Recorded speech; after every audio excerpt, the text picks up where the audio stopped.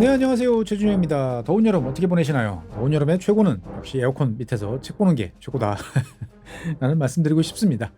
오늘 소개할 책은 이제 지도와 관련된 책입니다. 사실 이제 지구본 연구소를 보시는 많은 분들께서는 이제 세계가 돌아가는 일에 대해서 관심이 많고 저기는 왜 저래? 라는 이야기에 대해서 귀를 쫑긋 세우십니다. 그런데 제가 항상 당부드리고 싶은 것은 그러한 이야기를 듣고 뭔가 생각을 하고 할 때마다 그 옆에는 뭐가 있어야 되죠? 좋은 지도책이 있어야 돼요. 왜 그럴까요? 사실 지도라는 것은 인류가 만들어낸 가장 효과적인 정보 전달 능력의 결정체라고 저는 생각을 해요. 한 장이잖아요. 종이의 평면이에요. 입체도 아니에요. 근데 그 한 장에 들어있는 정보의 양은 어마무시합니다. 그러니까 어떻게 보면은 우리가 지도라는 것을 하나 놓고 그것을 잘 들여다보면 어떠한 지역, 나라에 대해서 많은 것을 알 수 있어요. 굳이 옆에서 설명을 해주지 않아도. 설명을 들을 때 그런 지도를 옆에 놓고 본다라고 생각하면 훨씬 많은 것을 이해할 수가 있는 거죠. 그러니까 대한민국 국민 지구본 연구소를 사랑하시는 많은 시청자분들이라면 더욱더 지도와 친해져야 된다라고 이제 볼 수가 있겠습니다. 그런데 불행하게도 우리 대한민국은 이 지도와 관련돼서는 상당히 취약한 그런 면이 좀 있어요. 그러니까 최근 들어서는 이제 그래도 여러 가지 GIS라든지 이런 것들을 통해 가지고 많이 좋아지고 다종다양한 정보들이 이제 디지털로 전환돼서 나오긴 합니다만 저는 항상 좀 부족함을 느낄 때가 많아요. 왜 그럴까라고 생각해 보면 지도라는 것을 절실하게 필요했던 나라하고 그렇지 않았던 나라의 역사가 만든 차이가 아닐까 싶어요. 그러니까 우리는 다 눈 돌리면 원래 알던 땅이에요. 이야기 들으면 다 알아요. 그러니까 원래 익숙한 지역에 있던 사람들은 굳이 지도라는 거를 만들어서 거기서 뭔가 새로운 거를 덮어 씌워서 사람들한테 정보를 전달하고 그 정보를 받아들이고 하는 훈련을 할 필요가 전혀 없는 거죠. 하지만 더 먼 나라에 가서 무엇인가를 찾고 물건을 팔고 지역을 점령하고 그 지역을 경영하고 제국이죠. 이러한 것들을 해봤던 나라들은 그러한 정보에 목마달 수밖에 없는 거죠. 새로운 땅, 새로운 지역, 새로운 사실에 대해서 가장 간명하고 확실하게 정보를 전달하고 판단을 도울 수 있는 매체는 저는 지도라고 생각을 해요. 그래서 그런 거를 해오던 나라들이 잘한다라는 생각은 명확합니다. 그러다 보니까 이제 우리나라에서 좀 괜찮은 지도책이라고 생각을 해보면 주로 프랑스 쪽에서 나와 있는 책들이 좋은 책들이 많고요. 오늘 소개해드릴 이 국경의 지도책 같은 경우에도 마찬가지로 이제 프랑스에서 출간된 이제 그러한 책이다라고 말씀드리겠습니다. 사실 이제 이 지도를 보다 보면 제일 먼저 눈에 띄는 게 뭐죠? 뭘까요? 국경선입니다. 요즘에는 이제 그렇게 무식한 시험 문제는 안 나오는 것 같아요. 근데 예전에는 지리 시간에 그런 시험 문제 종종 나왔죠. 그냥 나라 땅덩어리만 이렇게 그립니다. 스케일도 없고. 그냥 해놓고, 자, 쓰시오. 그러니까 완전히 모양 보고, 아, 이거 미국. 이건 프랑스인가 독일인가. 이런 거를 이제 맞추는 그런 시험들을 많이 봤었죠. 사실 지도라는 것의 가장 핵심은 국경선이라고 생각을 합니다. 그래서 이거는 디지털로 나오는 구글 맵이나 구글 어스나 보면 다 여러 가지를 킬 수 있고 끌 수 있는데 가장 핵심 중에 하나가 국경선이라는 거죠. 그래서 어떻게 보면 우리는 지도를 보다 보면 자연스럽게 땅 위에 선이 그려진 모습을 상상을 합니다. 그런데 잘 아시는 것처럼 그 땅 위에 선이 있을까요? 대한민국은 있죠. 대한민국은 군사분계선과 철조망이 쫙 가로막고 있으니까 있어요. 하지만 많은 국가들은 그런 것들이 없는 거죠. 어떻게 보면 우리 지도 위에 있는 그 국경선이라고 하는 그 선들이야말로 사람들의 상상력과 현실이 결합해서 만든 그런 것이죠. 국경이라는 것도 상당히 신기한 존재인데 그 국경이라는 것을 지도 위에 선으로 표시를 해놓은 것이 지도라고 이제 볼 수가 있는 거죠. 우리는 너무나 당연하게 한 국가라고 하는 것은 당연히 영토가 있고 그 영토라는 것은 주권 불가침이라고 생각을 합니다. 그래서 지구본 돌려보면 전 세계가 빼곡하게 모든 나라로 구획이 돼 있어요. 200개가 넘는 나라가 존재를 하는 거죠. 그러니까 정말 우리가 흔히 쓰는 표현대로 야, 바늘 하나 꽂을 곳이 없어. 주인 없는 땅이 없네. 물론 있긴 하죠. 저 남극이라든지 그다음에 아프리카 동쪽에 일부 이제 여러 가지 이유로 인해서 주인이 없는 그런 지역들이 존재를 합니다만 모든 지구상의 땅은 다 국가의 소유로 심지어 바다도 상당 부분이 나눠진 이제 그러한 상황이라는 거죠. 결국 어떻게 보면 지도상에 빼곡하게 있는 선들은 국경선들이라는 것은 현재 2026년 이 지구라는 하나의 체계가 어떻게 돌아가는지를 잘 보여준다는 거죠. 어떻게 돌아가죠? 국가라고 하는 특정한 주체들이 모든 것을 결정하는 국가 이외에 누군가가 땅을 소유한 경우가 있나요? 없습니다. 그렇죠. 그렇다고 그래가지고 국가가 아닌 뭐 부족이라든지 누구의 땅인지도 애매한 그런 지역들은 아까 말씀드린 것처럼 없어요. 그러니까 어떻게 보면 우리가 지금 현재 지도에서 보이는 것은 전 세계가 어떤 식으로든 모든 국가에 의해서 움직인다라는 것을 또 보여주는 그러한 것이라는 거죠. 그래서 이런 생각을 하다 보면 과거 징기스칸, 유목민족 이런 사람들은 자 어느 나라를 쳐들어간다 라고 해서 지도를 펴놓고 상의를 했을 것 같은데 그 사람들이 보던 지도에는 선들이 있었을까? 라는 생각을 가끔 해봅니다. 아마 선들이 의미가 없었을 것 같아요. 왜? 끊임없이 움직이니까. 그러니까 어떻게 보면 우리가 지금 지도에 있는 이 수많은 국경선들이라는 것은 베스트팔렌 조약으로 굳어지면서 각 국가의 주권이라는 것이 인정이 된, 즉 근대 유럽, 근대 서구 문명의 발상이 이런 식으로 나타난 것이 아닌가라는 생각도 듭니다. 어쨌든 여러 이야기를 복잡하게 많이 했습니다만 이 지도를 보실 때 선이라는 것을 잘 집중하다 보면 여기에서 많은 것들을 볼 수 있습니다. 국경선이 왜 이 모양으로 그려졌는가? 이 국경선은 왜 짧고 저 국경선은 왜 길고 하는 여러 가지를 볼 수 있는 거죠.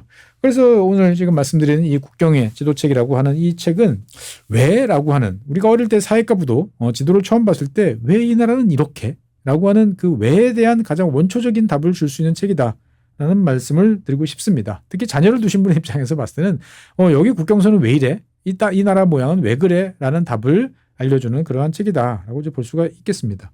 그러니까 평소에 누구한테 물어보기는 좀 민망해서 못 물어본 이런 주제들이 있다 생각하면 이 책을 통해서 많은 해결을 할 수 있다라고 이제 볼 수가 있겠고요. 뭐 많은 지도책이 있습니다만 저는 오늘 이 책을 소개하게 된 가장 큰 계기 중에 하나는 우리가 생각하는 땅 위에 있는 그 국경 이외에 다양한 국경들이 점점 많아지고 있어요. 그러니까 뭐 해상과 관련되어 있는 영해, 배타적 경제 수역과 관련되어 있는 여러 가지 우리 눈에 진짜 보이지 않는 그리고 과거에는 선으로 그리지 않았던 지역에 점점 선이 많아지고 있는 거죠. 또 다른 면은 우리는 국경선 그러면은 이게 안 바뀌어라고 생각을 합니다. 실제로 2차 세계대전 이후에 국경선이 새로 바뀌는 경우는 별로 많지 않았어요. 그런데 최근 들어서는 여러 가지 분쟁으로 인해서 국경선이 거의 실시간으로 바뀐다라는 거죠. 이 책은 어떻게 보면은 그러한 바뀌는 국경선, 새로운 국경선에 대한 내용들을 포괄을 하고 있어요. 과거의 선이 아닌 지금의 선을 보여준다는 점에서 어떻게 보면 상당히 시의적절한 책이다라고 말씀드리겠습니다. 그리고 항상 제가 말씀드렸습니다만 특히나 이런 지도책은 처음서부터 읽으실 필요가 전혀 없어요. 그래서 내가 보고 싶어하는 무엇보다도 휴가철을 맞이해서 자녀들과 함께 한번 펴놓고 야 이거 한번 봐라 같이 보자 라고 하면 지리, 세계에 대해서 흥미를 이끌어줄 수 있는 좋은 책이다라는 점을 말씀드리고 싶어요. 그리고 저는 이제 이 책을 보면서 그런 생각도 들었어요. 분명히 종이책이죠. 요즘에 미국에서는 종이책 소비가 다시 늘어난다고 그래요. OTT가 너무 비싸지고 여러 가지 구독 경제 비용이 늘어나다 보니까 제일 싼 취미 활동이 책이다라는 이야기도 나오는데 저는 이 책을 보면서 그런 생각이 들었어요. 이 책에 나와 있는 많은 지도들이 있어요. 이 지도를 보다가 여러 번 구글맵, 구글어스를 켜서 해당 지역을 보는 경험을 해봤습니다. 두 개를 같이 보면 되게 기분이 묘해집니다. 왜? 사실 구글맵이나 구글어스 같은 경우에는 정말 막강한 능력을 가지고 있죠. 하지만 수많은 정보를 보더라도 왜라는 질문에 대한 답은 사실 잘 얻기가 좀 어렵습니다. 그리고 그냥 선이 있구나라는 생각으로 그냥 가기가 쉬워요. 그런데 이 책을 통해서 어떤 특정 지역, 특정 나라에 대한 국경선에 대한 정보를 얻고 다시 그 지도를 켜서 구글맵이나 구글어스를 켜가지고 확대를 쭉 해보면 되게 신기한 모습들이 많이 보입니다. 정말 사람들이 가상의 선 때문에 이런 식으로 나눠져서 살고 다양한 행동 패턴들이 나타나고 그것이 자연과 인문환경에 영향을 주는 모습들을 확인할 수 있단 말이죠. 그러니까 어떻게 보면 우리는 디지털과 대조되는 존재로서 아날로그라는 것을 생각합니다. 이러한 프린트된 책은 아날로그, 화면으로 보는 것은 디지털이라고 생각하지만 저는 이 책을 보면서 새로운 경험을 한번 해보는 것도 좋겠다라는 생각이 들어요. 즉 구글어스와 지도책 두 개를 같이 보면 새로운 경험을 해볼 수도 있다라는 점을 말씀드리고 싶습니다. 오늘 말씀드릴 이 국경의 지도책은 판형은 좀 크죠. 당연히 지도가 있으니까 판형이 커야 되죠. 근데 그럼에도 불구하고 두께는 그렇게 두껍지가 않습니다. 한 200페이지 안쪽이죠. 그러니까 그렇게 두꺼운 책이 아닌데 당연히 다 거의 모든 페이지마다 지도가 있으니까 보는 맛이 이제 좋습니다. 사실 지도는 제일 어려운 게 뭐냐? 수많은 정보를 그중에서 무엇을 취사 선택할 것이냐가 제일 어려운 문제예요. 그러니까 과도하게 많은 정보를 담은 지도책은 보기가 어려워요. 또 너무 간결하게도 알아보기가 어렵죠. 이 책은 기본적으로 국경이라고 하는 선에 맞춥니다. 그러니까 우리가 알고 있는 그 선들, 익숙한 선들이 되게 도드라지게 보이면서 그 선에 담겨진 의미를 담는 거죠. 그러니까 되게 편하게 볼 수 있는 그러한 책이다라는 생각도 들고요. 책이니까 읽어야 된다라고 생각을 하시겠지만 이 책은 그냥 봐야 돼요. 그냥 이렇게 보는 그러한 책이다라는 것들이 더 좋고요. 그래서 전체적으로 보면 사실 일반적인 책들은 이제 뭐 몇 장으로 구성이 돼 있고 이런 것들이 되게 중요하지만 이 책은 전체 6장, 총 6장으로 구성이 돼 있고 매진말, 그러니까 합해보면 한 7장 정도 되는데 글자와 그림이 효과적으로 어우러지면서 과거와 현재의 지도 위에 다양한 정보들을 제공해주는 그런 책이다라는 생각이 들어요. 그래서 보통은 이제 이런 책들을 보면 저는 이제 내가 좋아하는 그림이 어디 있을까 뒤에 가서 이렇게 쭉 먼저 봅니다. 그러고 나서 이제 머릿말로 오는데 저는 이 책을 처음에 보면서 이 머릿말을 좀 나중에 봤어요. 그런데 참 뭐라고 해야 되나 여러 생각이 많이 들었어요. 이 머릿말에서의 핵심은 다시 국경의 시대가 돌아오고 있다라는 거죠. 잘 아시잖아요. 지금 눈에 보이는 유형무역의 장벽들이 막 높아지고 있는 거잖아요. 그러한 시대의 어떤 지도라는 것은 어떤 의미일까를 저자가 쓰는 거죠. 그러면서 저자는 되게 무거운 질문을 던집니다. 왜 국경이 필요한가? 왜 국경이 필요하죠? 그러한 본질적인 질문에 대한 답이 있어요. 그러니까 프랑스 사람들다운 어떤 그러한 질문에 스스로 답을 하는 그러한 것도 상당히 재미있는 거고 여기서 이제 이 서문에서 그러한 것들을 알려줍니다. 영국과 프랑스 양쪽 다 전 세계에 많은 식민지를 가졌죠. 우리는 그냥 양쪽 다 제국주의 이렇게 손가락질하고 끝납니다. 근데 이 지도책을 쓴 사람은 이제 프랑스 사람이잖아요. 이 사람 눈에는 그렇게 보이는 모양이에요. 영국의 식민지의 국경선하고 프랑스의 식민지 국경선은 다르다는 거예요. 뭐가 다를까요? 책을 읽어보라고 하면 되지만 너무 궁금하실 거니까 답을 말씀드리면 영국은 식민지를 만들 때 선을 그리면 이 지역을 내가 방어하기 좋은 지역에다가 선을 그린다는 거죠. 소수의 병력밖에 없는 영국이니까 항상 지형과 여러 가지를 고려해가면서 방어하기 좋은 라인을 식민지의 라인으로 설정했다는 거예요. 그에 비해서 프랑스는 육군 국가잖아요. 많은 병력을 동원할 수 있고 인구가 많았던 그런 나라입니다. 그런 면은 별로 영국이 걱정하는 면은 프랑스한테는 별로 걱정이 안 되는 그런 면이에요. 그럼 어떤 식으로 국경을 잡았냐? 프랑스 같은 경우에는 나폴레옹 시대 이전부터 그리고 이후부터 계속 중앙집권, 효율적 행정, 중앙집권과 관련된 많은 것들이 있는 거죠. 효율적으로 행정을 하기 위해서는 어떻게 선을 그리는 것이 좋을까? 이 지역을 점령해도 이 지역을 갖는다 하더라도 내가 효과적으로 통치할 수 없어. 그러면 포기하는 것이 프랑스다라는 것이 이 저자의 이야기예요. 그러고 들여다보니까 그런가? 라는 생각도 많이 듭니다. 여러분들도 한번 보시죠. 어쨌든 사실 이 국경선이라는 것은 들여다보면 어릴 때 그런 생각 많이 해보죠. 이 국경선은 누가 그은 거지? 우리는 이제 답을 알고 있습니다. 어떤 국경선은 인위적으로, 어떤 국경선은 자연스럽게. 하지만 우리는 또 많은 나라의 역사에서 어느 인물, 주로 서양 사람들, 몇몇 사람들이 갑자기 지도 위에다가 큰 선을 긋고 표표히 사라집니다. 결국 그 선에 따른 많은 갈등과 책임, 논란은 터잡고 사는 사람들의 몫인 거죠. 그래서 이 책의 또 매력은 그러한 선을 그은 사람들과의 어떤 관련성도 잘 언급이 되고 있는 거죠. 그래서 지구본연구소에서 언급되었던 처칠의 딸꾹질과 관련된 이야기도 나와서 되게 반가웠고요.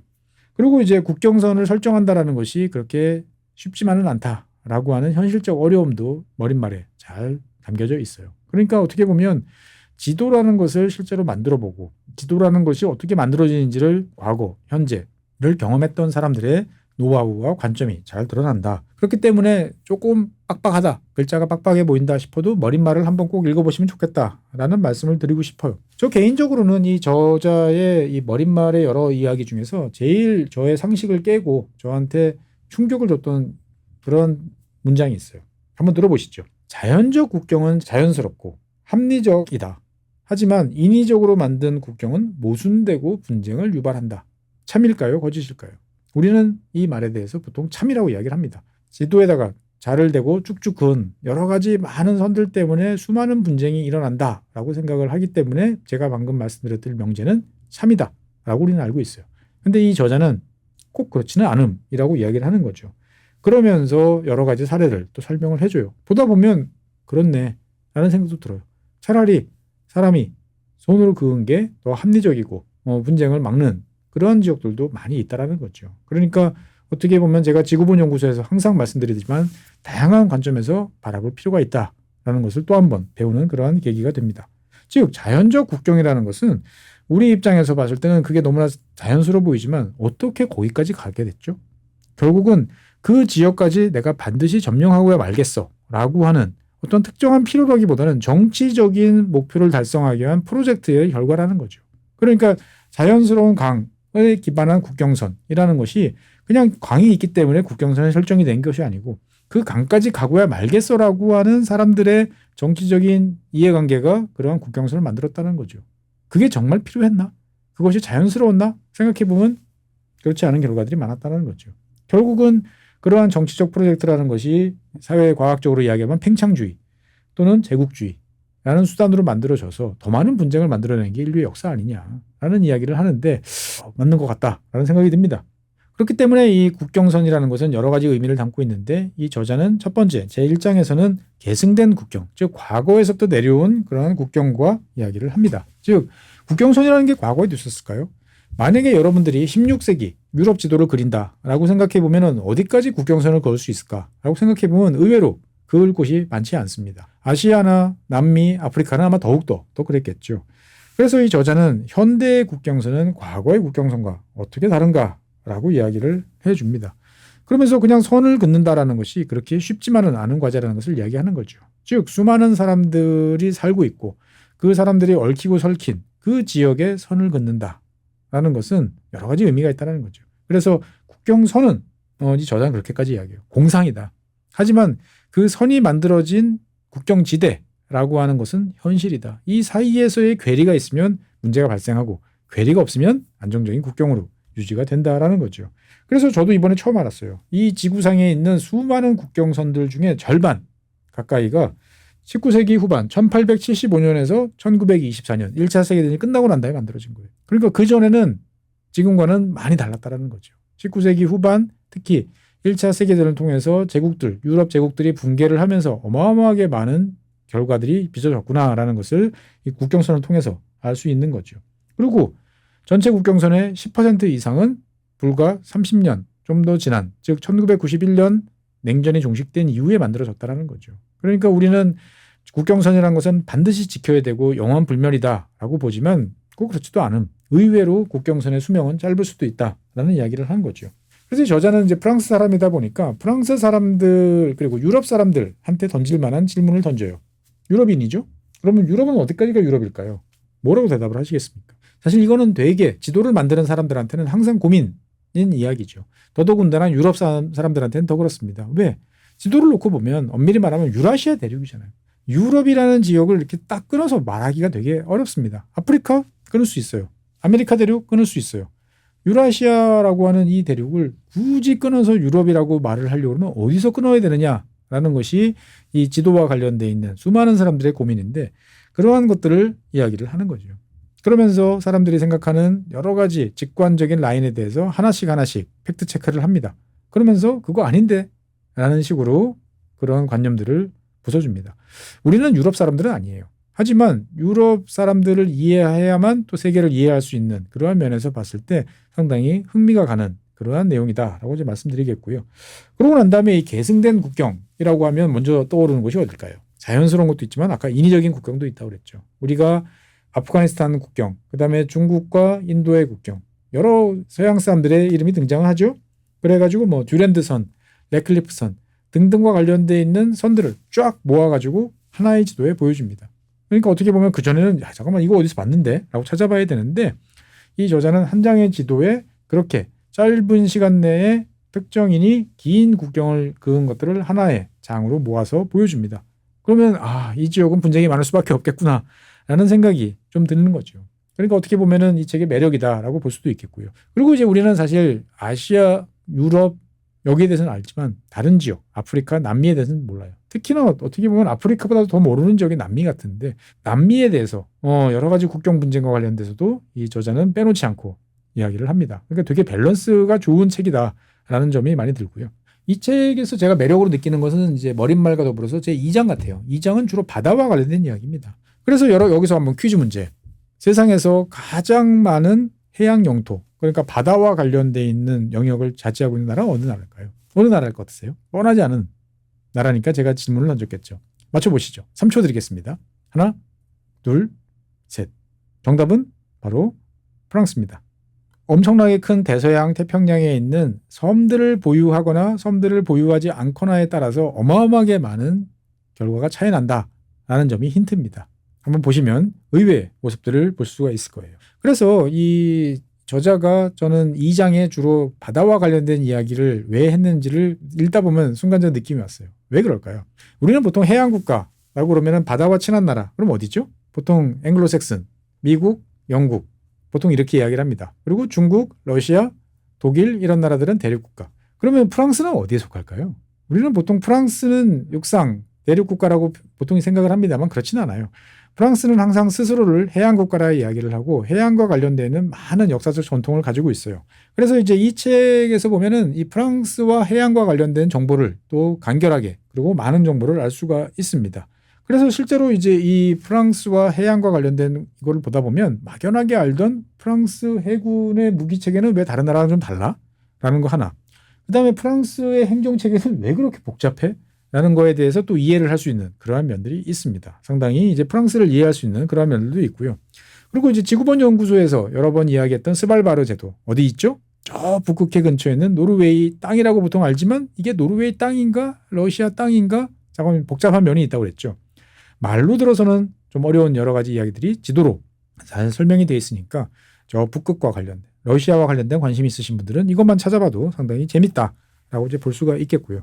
그리고 이제 이 지구본 연구소에서 스쳐 지나갔던 많은 내용들을 복습할 수 있는 기회입니다. 여기서 다시 한번 퀴즈. 저 중앙아시아에 있는 카스피해는 바다인가요? 호수인가요?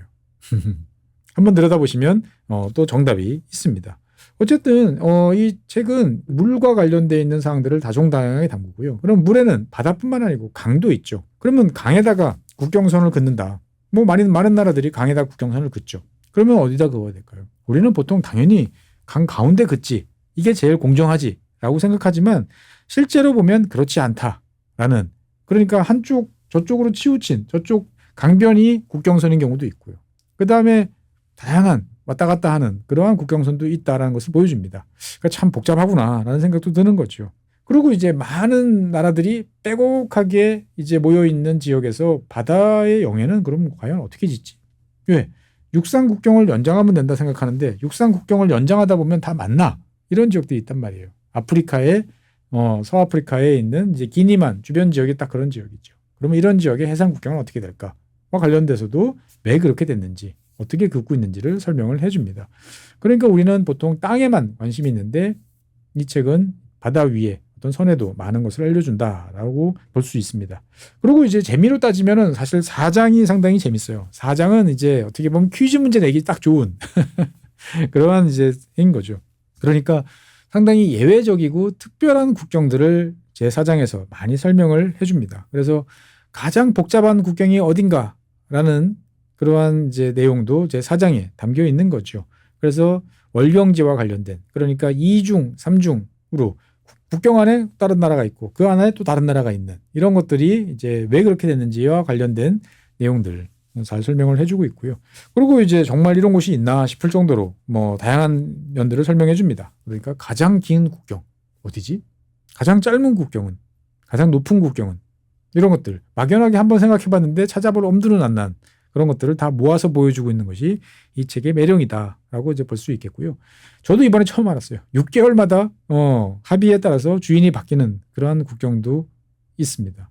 그리고 이제 우리가 보통 가끔 이제 그런 것들을 보는데, 금방 여기서 이 나라 넘어갈 때 왔다 갔다 하면 돼라고 하는데, 그러면 그 위에 있는 골프장은 어느 나라 거?